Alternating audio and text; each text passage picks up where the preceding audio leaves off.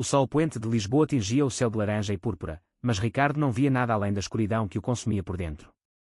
Aos 35 anos, o bilionário mais discreto de Portugal acabara de enterrar a mãe, a única âncora em um mar de solidão, e agora, sozinho na mansão ancestral em Sintra, ele rasgava as gavetas em busca de qualquer resquício dela que pudesse aplacar a dor lancinante. Seus dedos trêmulos tocaram um volume encadernado em couro rachado, escondido sob pilhas de cartas amareladas, o Diário de Maria, datado de 1985, o ano em que ele nascera. Ao abri-lo, as primeiras palavras saltaram como um soco no estômago: hoje, eu traí o amor da minha vida para proteger o filho que carrego. Ele nunca saberá da meia-irmã que deixei para trás em Porto. Ricardo largou o livro, o coração disparado, o ar rarefeito como se Sintra inteira conspirasse contra ele. Quem era aquela mulher? E por que sua mãe, sempre tão devota à família tradicional, carregava um segredo que ecoava como um grito abafado de sua própria identidade reprimida? Ricardo fechou os olhos, o peso do diário ainda na palma da mão, enquanto memórias fragmentadas da infância invadiam sua mente como ondas furiosas do Atlântico. Ele crescera entre os vinhedos de uma quinta em Alentejo, filho único de Maria e o pai ausente, um diplomata que viajava mais do que ficava. Aos 10 anos, Ricardo já sentia o primeiro formigamento de algo diferente, o jeito como olhava para o jardineiro jovem, os sonhos confusos com toques proibidos. Mas a mãe sempre fora seu refúgio, com histórias sussurradas à noite sobre fadas e amores impossíveis, sem nunca julgar os silêncios dele. Agora, esse diário rasgava o véu. Ele se levantou, o corpo alto e atlético tenso sob o terno impecável de Savile Row, e pegou as chaves do Porsche. Porto. Era para lá que o destino o chamava, 3 horas de autoestrada serpenteando pelo coração de Portugal, onde o Douro serpenteava como veias de vinho tinto. Enquanto dirigia, páginas viravam em sua mente, entradas sobre uma mulher chamada Ana, a luz dos meus dias sombrios, e uma criança, uma menina chamada Sofia, abandonada para adoção em segredo. Meia-irmã. O conceito era um abismo, e Ricardo, que construíra um império de tecnologia em Lisboa sem nunca formar laços profundos, sentia o chão ruir sob seus pés. Chegando a Porto ao anoitecer, a cidade ribeirinha o recebeu com o cheiro de bacalhau frito e o murmúrio do rio. Ele parou em frente à antiga casa de família materna, uma vivenda neoclássica na Ribeira, agora um museu particular que herdara mas nunca visitara. O zelador, um homem idoso de bigode grisalho, piscou surpreso ao reconhecê-lo. Senhor Ricardo. Faz anos. Sua mãe deixou instruções: se um dia você viesse, entregue isto. Era uma chave enferrujada, para um sótão trancado. Subindo as escadas rangentes, o ar úmido carregado de poeira e segredos, Ricardo sentiu um calafrio. O sótão era um túmulo de memórias, caixas de roupas antigas, fotos desbotadas de Maria jovem, radiante, abraçada a uma morena de olhos verdes que ele não reconhecia. Ana. E ali, em uma caixa de madeira, mais diários, cartas amarradas com fita vermelha. Ele sentou no chão, a luz fraca de uma lâmpada pendente iluminando as páginas. 1984, Ana me salvou da solidão do casamento arranjado. Nosso amor era fogo puro, mas o escândalo nos separaria. Eu engravidei de um homem que nem amava, para calar as línguas. Sofia nasceu, e eu a dei para uma família amiga, jurando que um dia voltaria.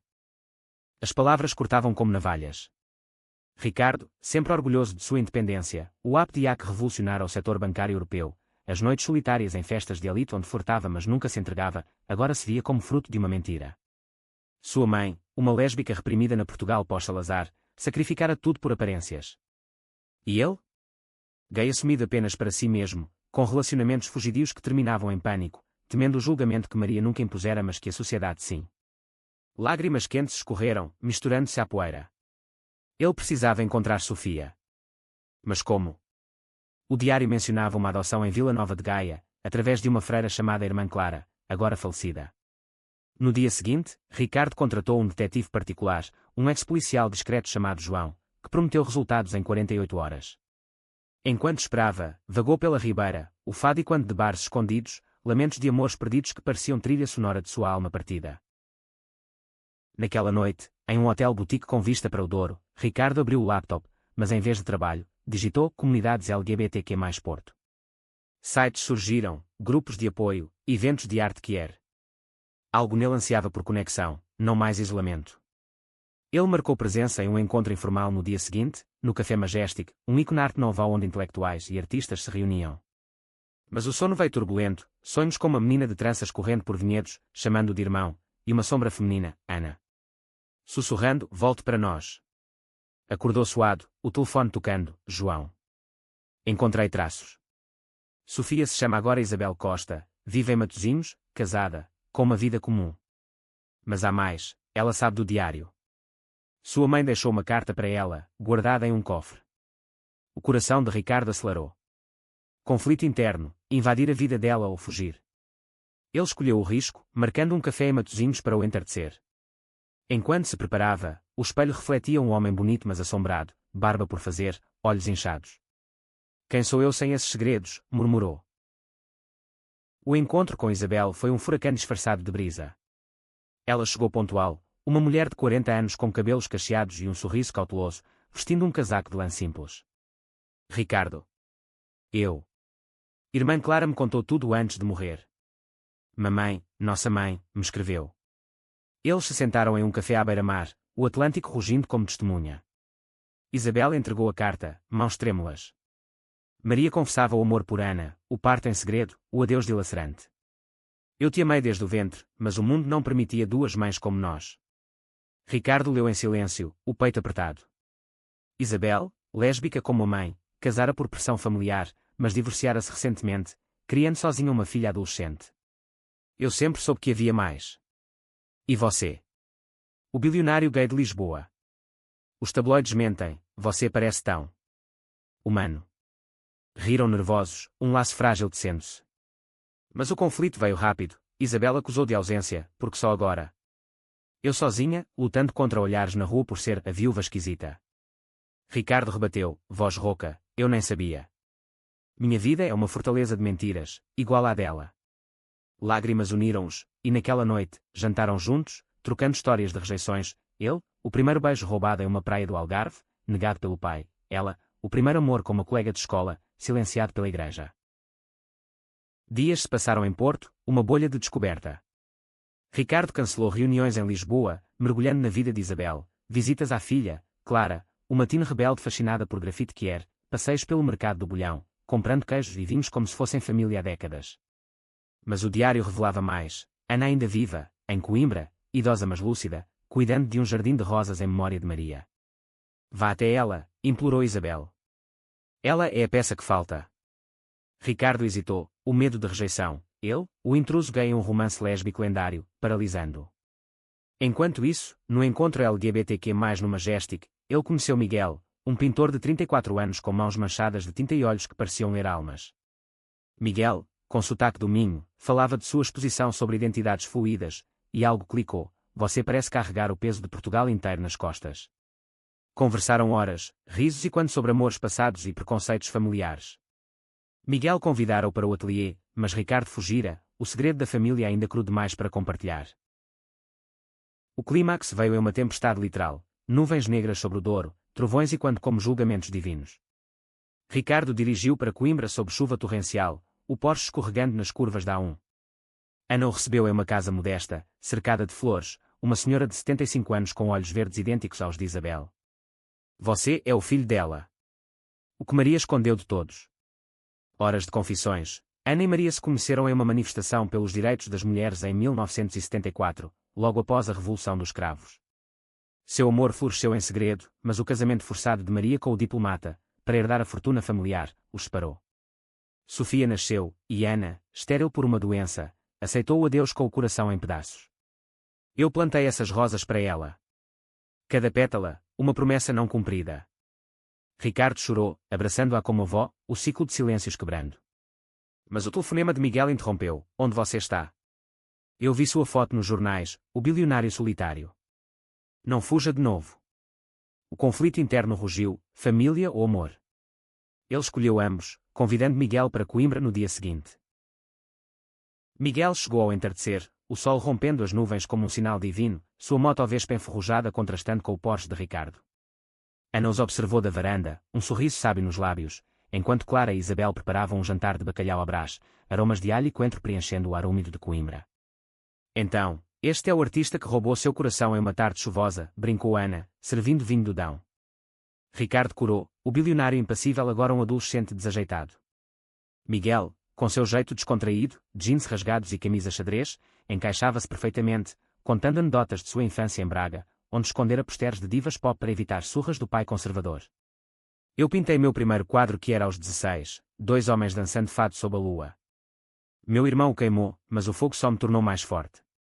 Seus olhos encontraram os de Ricardo, um convite silencioso, e pela primeira vez, o magnata sentiu o calor de uma conexão genuína, não transacional. Mas os conflitos não tardaram. Isabel, ainda magoada pela ausência mútua, confrontou Ricardo em particular. Você vem agora, com seu dinheiro e charme, mas e se isso for só curiosidade? Eu lutei sozinha contra vizinhos que cochicham, aquela solteirona com a filha bastarda. Ele rebateu, voz baixa, eu construí muralhas porque o mundo nos ensina a odiar a nós mesmos. Lembra do meu primeiro namorado? Em Oxford, durante o MBA. Meu pai descobriu e me deserdou por um mês, só voltou porque o império precisava de mim. Lágrimas uniram-os novamente, e Isabel confessou seu próprio segredo. O casamento fora uma fuga, mas o divórcio a libertara para amar abertamente uma terapeuta em Porto. Somos herdeiros de Maria, livres, mas feridos. Enquanto isso, Miguel e Ricardo passeavam pelo jardim botânico, mãos roçando casualmente, falando de arte e tecnologia. Seu abo muda vidas, mas e a sua? Quem te pinta, Ricardo? A pergunta o desarmou, e ele contou fragmentos do diário, o peso aliviando com cada palavra. A semana em Coimbra transformou-se em um vórtice de emoções. Ana, com sua sabedoria de sobrevivente, organizou uma noite de verdades, todos ao redor da mesa, velas tremulando, compartilhando cicatrizes. Clara, a neta de 18 anos, revelou ser pansexual, namorando uma garota da universidade, e o medo de desapontar a vovó Ana. A idosa riu, lágrimas nos olhos, eu desapontei Maria por décadas. Não repitam. Miguel pintou na sala adjacente, capturando o grupo em telas improvisadas, Ricardo com olhos vulneráveis, Isabel abraçando Clara. Mas o alto trunfo veio de uma carta antiga de Maria para Ana, encontrada no sótão de Coimbra. Se Ricardo um dia ler meu diário, diga-lhe que seu defeito é sua maior força. Ame-a sem medo, como eu não amei. Ricardo, lendo em voz alta, quebrou-se, caindo nos braços de Miguel. O beijo veio natural, sob o luar filtrado pelas janelas, um selo de promessa em meio ao caos familiar. De volta a Porto, os laços se aprofundavam, mas o mundo exterior invadia. Um repórter de um tabloide lisboeta, farejando a herança, publicou uma nota vaga, bilionário de Sintra em crise familiar misteriosa. O telefone de Ricardo explodiu com chamadas de acionistas nervosos, questionando sua estabilidade emocional. Ele ignorou, focando em Isabel, ajudou a abrir um estúdio de cerâmica Kier, financiando com discrição, enquanto ela o incentivava a sair do armário publicamente. Miguel, o catalisador, propôs uma exposição conjunta em Lisboa, Arte encontra inovação, histórias de amor proibido na Portugal moderna. Mas o conflito escalou quando o ex-namorado de Ricardo, um modelo ambicioso chamado Tiago, apareceu em Porto, atraído pelos rumores de fortuna. Você me largou por medo, agora volta correndo para a família. Eu sei quem você é, o covarde rico. A briga no hotel foi feia, vidros quebrados, palavras como aberração e quando, ferindo Miguel que testemunhou. Ricardo o consolou na chuva da Ribeira, ele é passado. Você é o agora que eu quase perdi. A virada veio em uma viagem impulsiva ao Algarve, terra natal de Ricardo, onde o mar turquesa lavava feridas antigas. Alugando uma vila isolada em Lagos, o grupo, Ricardo, Miguel, Isabel, Clara e até Ana, que insistiram em vir, reconectou-se.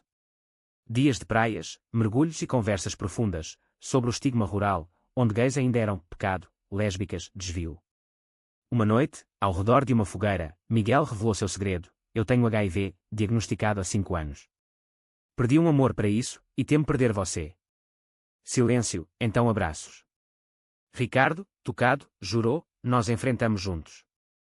Como Maria e Ana. Isabel compartilhou histórias de sua terapia, Clara desenhou murais na areia. Mas o clímax pessoal de Ricardo veio sozinho, na falésia, jogando cinzas simbólicas do diário no vento, ele gritou libertações, o eco misturando-se às ondas. Retornando a Lisboa, a cidade das 7 colinas os recebeu com urgência. A exposição de Miguel estava marcada, e Ricardo decidiu integrar sua história, um painel interativo onde usuários compartilhavam segredos familiares LGBTQ+. Mas o conselho da empresa rebelou-se, isso arruína nossa imagem conservadora. Uma reunião tensa no topo da Torre Vasco da Gama, vistas panorâmicas contrastando com o ar gélido da sala. Ricardo, pela primeira vez, defendeu-se, minha imagem é minha verdade. Demitam-me se quiserem. Eles cederam, impressionados. Enquanto isso, em Porto, Isabel enfrentava seu próprio furacão, a ex-esposa, ciumenta, ameaçava a custódia de Clara por influências inadequadas. Ricardo voou de volta, testemunhando em juízo com advogados top, provando o amor estável. A vitória veio apertada, mas veio, selando o laço fraterno. Lisboa pulsava com vida outonal, folhas douradas caindo como confetes em uma festa melancólica, enquanto Ricardo e Miguel preparavam a exposição no Lisboa Factory, um antigo complexo industrial transformado em hub criativo. As paredes de tijolo exposto ecoavam com marteladas e sussurros de artistas, mas o coração de Ricardo batia descompassado. E se o mundo nos engolir, confidenciou a Miguel, enquanto pendurava o painel interativo, um espelho digital que refletia rostos e histórias anônimas de superação que era. Miguel, com tinta fresca nas mãos, sorriu, então dançamos na boca do lobo. Como o fado nos ensina. A abertura foi um sucesso estrondoso, celebridades, ativistas e curiosos lotavam o espaço, flashes de câmaras capturando Miguel beijando Ricardo publicamente pela primeira vez, um gesto simples que enviou ondas de choque pelas redes sociais. O bilionário e o pintor, amor à luz do dia, tweetou o influenciador, e o apoio veio em avalanche, mas também o ódio, comentários venenosos de trolls conservadores, e quando Deus punirá os desviados. O backlash atingiu Isabel em Porto como um tsunami. Sua ex, armada com prints de manchetes, reabriu o caso de custódia, alegando exposição a escândalos homossexuais. Clara, devastada, fugiu para casa de uma amiga, deixando bilhetes: "Eu te amo, mas isso dói demais." Ricardo, rasgando estradas de volta ao norte, encontrou a irmã em prantos no apartamento modesto dela. "Porque nossa verdade sempre machuca os inocentes", soluçou Isabel, abraçando-o como âncora. Eles passaram a noite planejando, contratar uma advogada especialista em direitos LGBTQ+, reunir depoimentos de Ana e Miguel. Mas o conflito interno de Ricardo fervia, sua empresa, agora sob escrutínio, perdia investidores tradicionais, acionistas murmurando sobre riscos reputacionais. Em uma ligação tensa com o board, ele explodiu: "Eu sou o risco. Ou o preconceito que vocês alimentam." Desligou, o peito oprimido, e correu para os braços de Miguel, que o esperava na ribeira com um piquenique improvisado, queijos, azeitonas e vinho verde. A virada dramática veio de uma fonte inesperada: Tiago, o ex-tóxico, redimiu-se.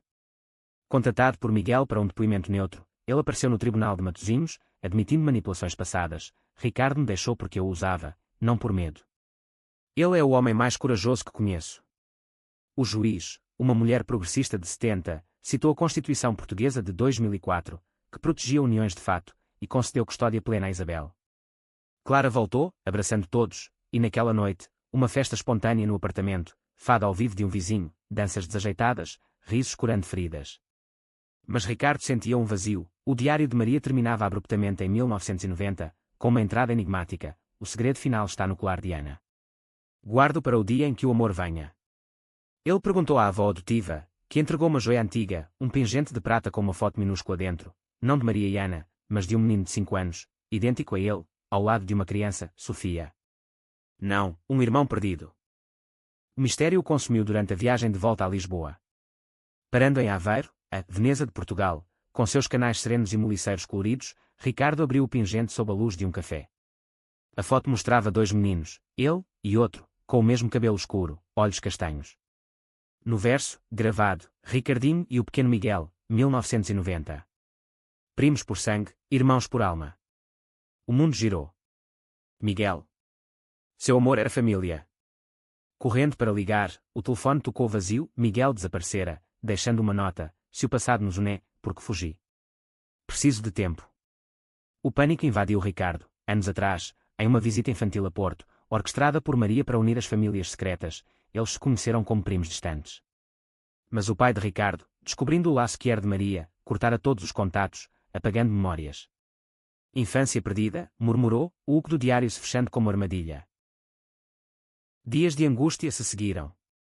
Ricardo vasculhou álbuns em Sintra, confirmando, fotos borradas de um piquenique no Douro, ele e Miguel, de mãos dadas inocentemente, antes do exílio imposto. Isabel, chocada, lembrou: "Mamãe mencionou um menino especial que você perdeu."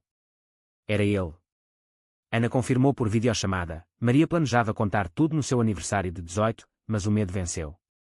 Miguel, ferido pela revelação, ele soubera vagamente do parentesco, mas o amor reacendido o aterrorizara como incesto. Apesar de serem primos distantes, isolara-se em seu ateliê em Braga. Ricardo dirigiu para lá sob neblina matinal, o minho verde e ondulante como um quadro vivo. Bateu à porta, voz suplicante: "Não é maldição, é milagre. Nós nos perdemos 2 vezes, não perca a terceira." A porta abriu devagar, Miguel com olhos vermelhos, e o abraço veio como catarse, corpos tremendo, almas se realinhando. O reencontro pavimentou o caminho para a cura coletiva. De volta em Lisboa, eles revelaram a todos, Ana, Isabel, Clara. Risos misturados a lágrimas, somos uma teia de amores proibidos, tecida pelo destino português, disse Miguel, pintando um mural familiar no Lisboa Factory. Mas o conflito externo não acabara. Um investidor conservador, aliado ao pai falecido de Ricardo, moveu uma ação para congelar ativos, alegando influência familiar instável. O tribunal foi um circo midiático, câmaras na porta do Palácio da Justiça, ativistas protestando com bandeiras arco-íris. Ricardo testemunhou, voz firme, minha família é minha força, lésbicas, gays, trans, todos nós, lutando contra o silêncio que matou minha mãe aos poucos. A juíza arquivou o caso, citando discriminação, e o verdito viralizou, impulsionando o app de Ricardo para um boom de usuários que era. Enquanto isso, Miguel e Ricardo navegavam seu laço recém-descoberto, noites em Alfama, ouvindo fado em tabernas escondidas, mãos entrelaçadas sem medo. Você era o menino dos meus sonhos infantis, confessou Ricardo, beijando-o sob as luzes de um lampião. Mas uma sombra pairava, Clara, inspirada, queria documentar a história em um podcast, Segredos do Douro, mas recebia ameaças online de haters. O grupo uniu-se, moderando comentários, transformando o ódio em diálogo. Ana, de Coimbra, enviava rosas semanais, símbolo de resiliência. O inverno se instalou em Portugal com um manto de geada, transformando os azulejos de Lisboa em mosaicos prateados, e com ele veio o teste definitivo de seus laços. O podcast de Clara decolou, episódios gravados na casa de Isabel em Porto, com vozes trêmulas contando o diário de Maria, o amor de Ana, o reencontro de Ricardo e Miguel. É como um fado moderno, dor, separação, redenção, descreveu Clara no microfone, seu ícone de áudio piscando como um farol. Milhares escutaram, mas o backlash cresceu. Uma organização religiosa conservadora, radicada no Alentejo, boicotou o app de Ricardo, chamando-o de propaganda degenerada. Ações caíram 15%, e o board pressionou, volta ao armário corporativo, ou afunde. Ricardo, em uma suíte no Bairro Alto, confrontou Miguel, eu amo você, mas e se eu perder tudo? A fortuna que construí para proteger-nos. Miguel, traçando linhas em um sketchpad, rebateu, a fortuna é ilusão. O amor é o que nos salva da geada.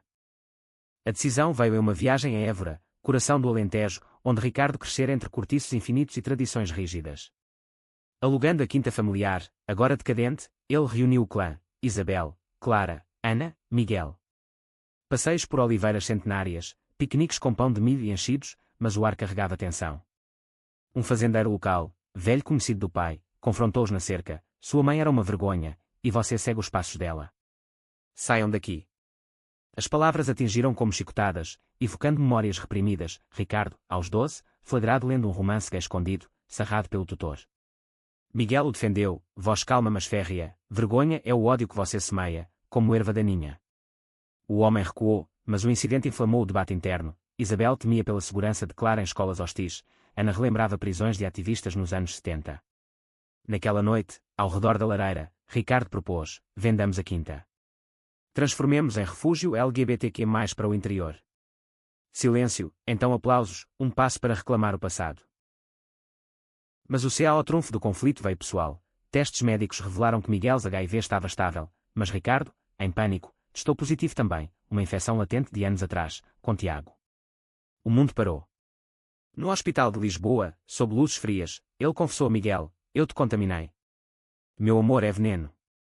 Lágrimas, abraços no corredor estéril, médicos assegurando tratamentos modernos.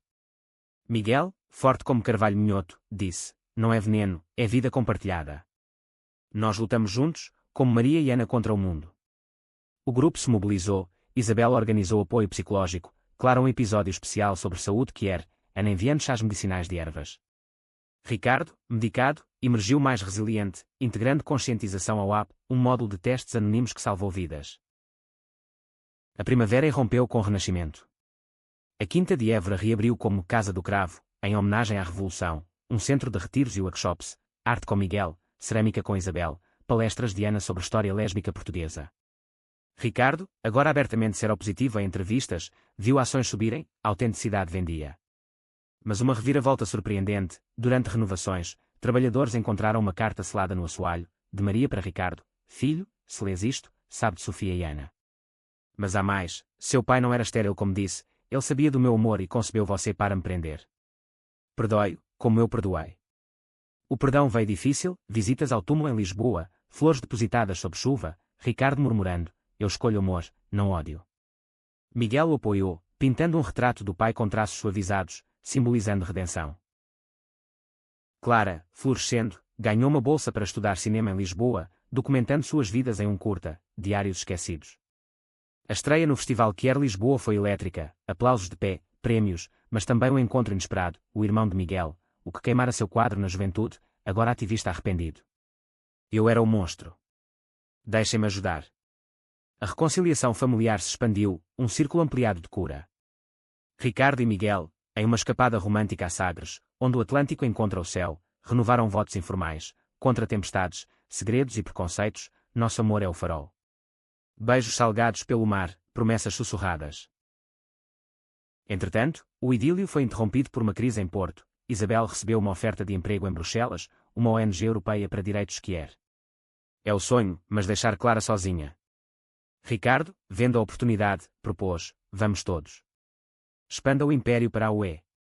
Conflitos logísticos surgiram, Miguel relutante em deixar suas raízes artísticas, Ana frágil para viagens. Uma votação familiar, democrática, decidiu ficar, mas com visitas mensais. A unidade prevaleceu. O verão de 2026 trouxe calor abrasador a Portugal, o ar ondulando sobre o Tejo como memórias febris, e com ele, o ápice dos desafios. A Casa do Cravo em Évora tornara-se um farol, atraindo casais Quer do mundo todo para retiros, mas um incêndio florestal, eco do clima mudando, ameaçou devorá-la. Chamas lamberam as oliveiras, fumaça negra sufocando o céu, enquanto Ricardo coordenava brigadas de bombeiros de helicóptero, coração na garganta. Não perca o que Maria sonhou, gritou ao telefone para Miguel, que evacuava hóspedes com Ana. Horas de agonia, sirenes uivando, e milagrosamente, a casa sobreviveu, chamuscada mas de pé. O incidente uniu a comunidade, doações fluíram, celebridades Quer visitaram, transformando tragédia em símbolo de resiliência. Ricardo, exausto, colapsou nos braços de Isabel. Eu pensei que perdéramos tudo de novo. Ela sorriu: perdemos cinzas, ganhamos fogo interior.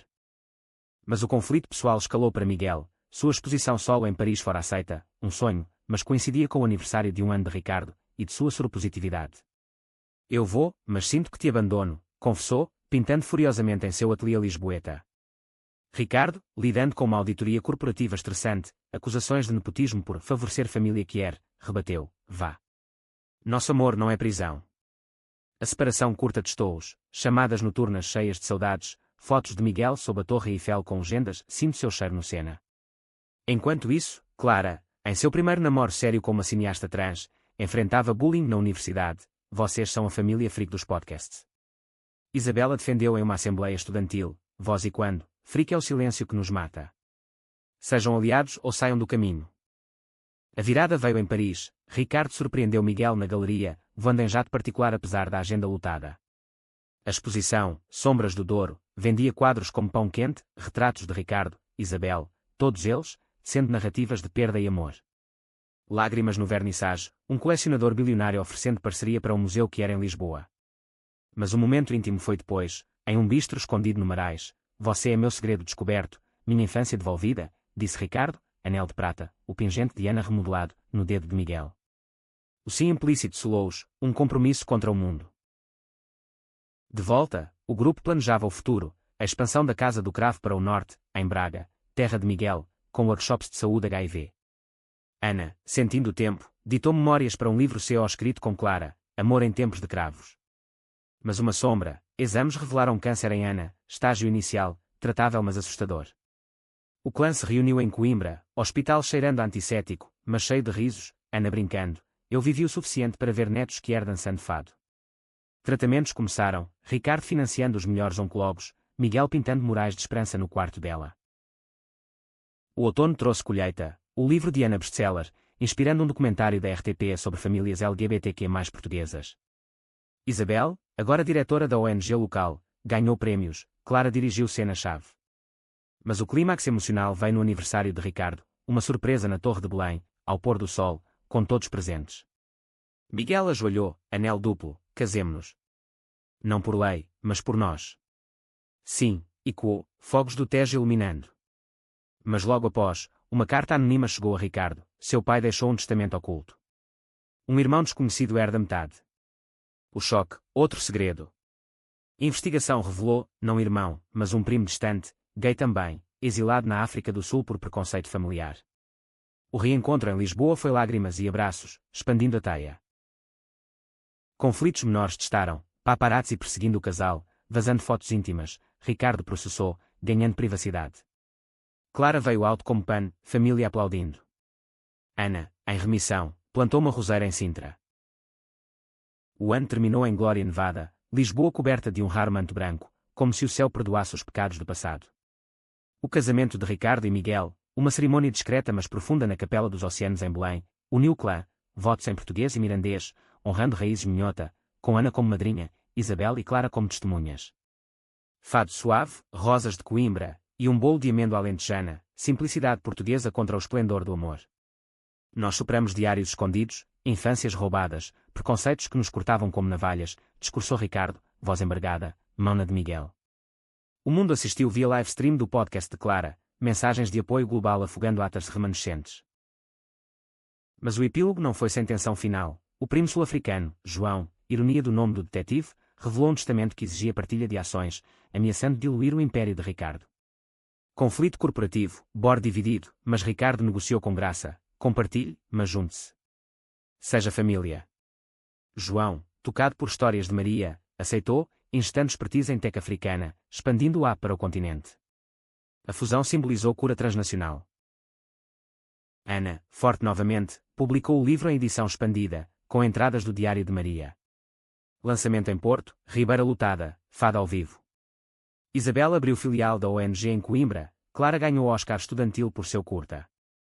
Miguel's Museu que era em Lisboa, financiado por Ricardo, abriu portas, espaço para sombras virarem luz.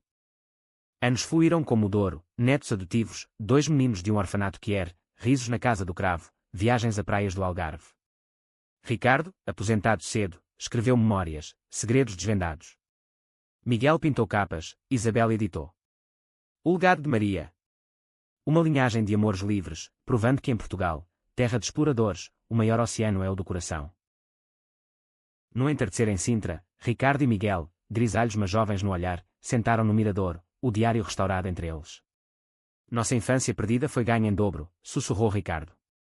Miguel sorriu, e o áudio da nossa história ecoa para sempre. O sol se pôs, dourado, prometendo amanheceres sem segredos.